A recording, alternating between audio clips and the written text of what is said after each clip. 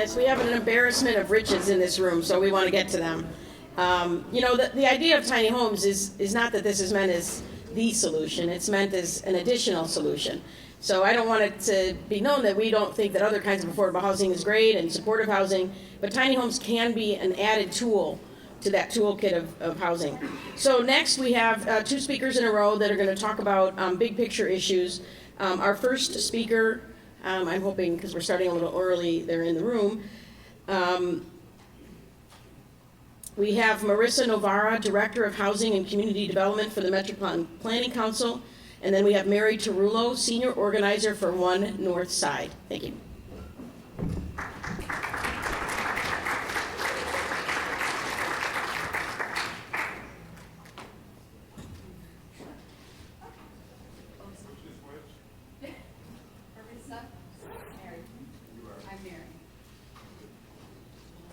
Test. Good afternoon. My name is Mary Tarullo, and I'm Senior Organizer with One Northside. And One Northside is a community organization that works on a number of issues, and we work in Rogers Park, Edgewater, Uptown, Lakeview, and Lincoln Park, all along the lake on the north side. And our affordable housing work is focused on a number of issues. We work on organizing tenants who live in single room occupancy hotels and Section 8 buildings to preserve that kind of affordable housing. We organize people who are on the CHA waiting list to, we're working on passing an ordinance that would hold the CHA accountable to spend the resources and the $350 million that it is hoarding right now. And we are also starting a new campaign to preserve naturally occurring affordable housing. And so I'm going to focus just a little bit on SROs because we've had a lot of success recently in preserving single-room occupancy hotels. And in a way, SROs are like vertical tiny homes. They're 250 to 350 square feet, but they are rental properties, right? So it's they're dense for the most part, anywhere from 40 to 250 units. And they provide housing for people with very low incomes, people earning a minimum wage, people on disability, people who are retired or on disability. And they pay between $250 and $600 a month, depending on the location and depending on the size of the unit. But it's accessible to people for many more reasons besides the rent. First of all, many SROs do not look at whether or not you've been formerly incarcerated. They don't look at your credit background. So if you've been evicted, it's really hard to rent on the regular rental market, but at SROs, they don't really look at that. And then they do not require a security deposit, which is yet another barrier for people who are trying to rent. And so we saw over 2,000 units be lost to market rate conversion in Lakeview and Lincoln Park just from 2011 to 2013. So we organized residents to draft an ordinance that would preserve SROs and make it easier for affordable housing developers to get in and purchase the buildings before market rate developers could. And we worked with the city. I see Kelly right here. We worked with Kelly and a number of allies, Ethne from Coalition for the Homeless. I know she's not there in that capacity today, but we worked with allies to pass this ordinance, and since it passed in November 2014, we've not seen a single SRO being lost to market rate conversion on the north side yet, and we've preserved over 500 units of affordable housing on the north side, which is great. Thank you.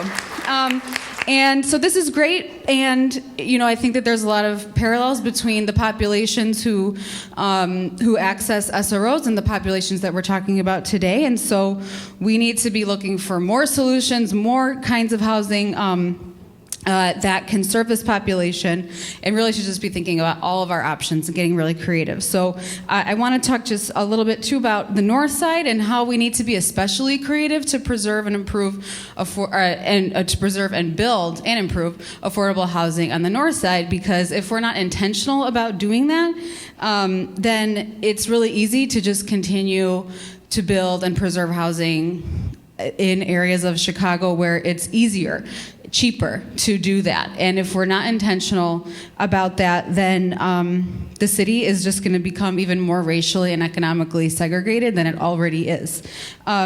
So that's one reason why I'm excited to be thinking about another way here. I'll just give a little bit of we all know this, that the North Side, that the city is becoming more segregated and we need to address this, but just in Uptown, a little tidbit that between 2000 and 2012, the black population decreased by 0.7% and the Latino population by 8.2%, while the white population increased by 6.3%. So we're just gonna see this trend continue unless we are willing to regulate the market on the North Side, and unless we're willing to do that, then Chicago is just going to become a place where only high-income people can live.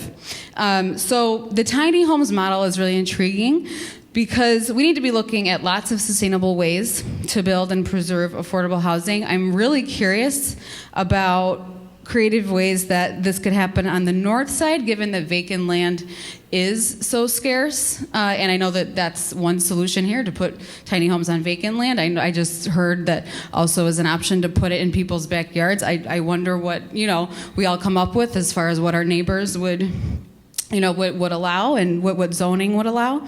But there is a real need to be increasing the density on the North Side and across the city. And so I'm always open to more ideas for building dignified and affordable housing in an affordable way. Hello, I'm Marisa Novara. I'm with the Metropolitan Planning Council, and I was also on the jury for the Tiny Homes Contest, which was really exciting and really great to see this day kind of come to fruition. Great work, Tracy and team. So the Metropolitan Planning Council is a regional planning and policy change organization. One of the things we've spent a lot of time on in the past couple years is an emphasis on transit-oriented development, or TOD.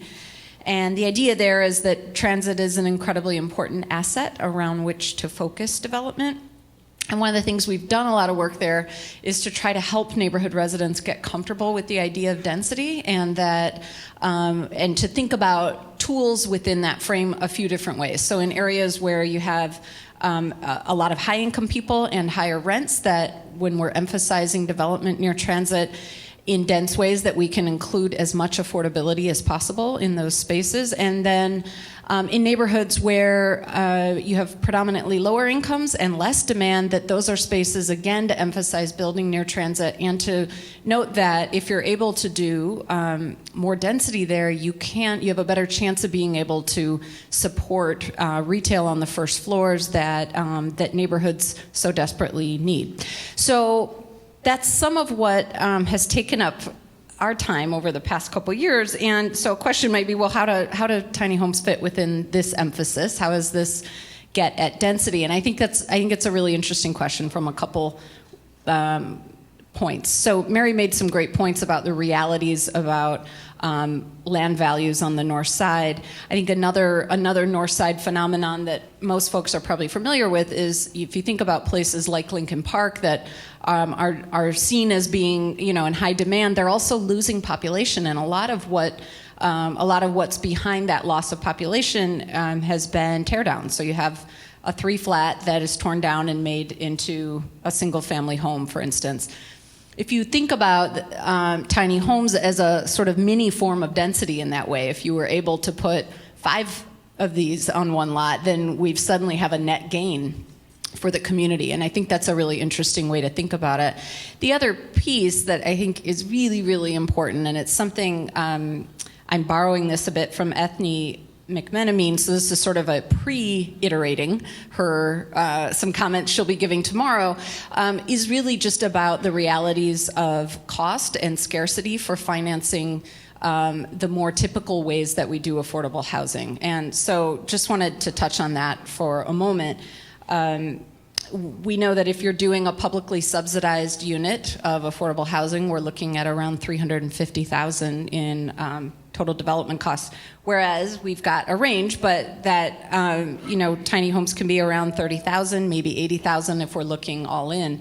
So that's a very different. You're suddenly having a very different conversation per unit. And the other reality is, I see folks like Joaquin de Reyes from the Resurrection Project here, folks that do development and the neighborhood level with public subsidies know all too well that there is a massive wait for those subsidies. And so you can have the best idea in the world, and the city or IDA may agree this is the best idea in the world, but I can't give you tax credits for another 5 years or whatever the case may be. And so I think, as Tracy emphasized, it's important to note that this is not the way to solve a homelessness problem. It's not the way to deal with affordable housing. It's a tool that I think is a very important addition to the other tools that we have, but that are steadily shrinking from the federal level.